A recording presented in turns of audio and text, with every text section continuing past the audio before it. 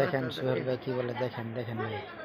আজকে ঈদের দিন সবাই বউ নিয়া গার্লফ্রেন্ড নিয়া পার্কে পার্কে ঘুরতেছে, আর আমার বউ নাই গার্লফ্রেন্ডও নাই।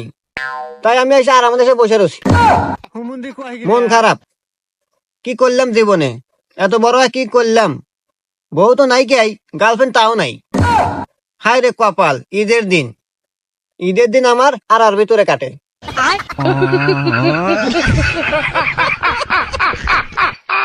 আজকে ঈদের দিন সবাই বউ নিয়া গার্লফ্রেন্ড নিয়া পার্কে পার্কে ঘুরতেছে, আর আমার বউ নাই গার্লফ্রেন্ডও নাই।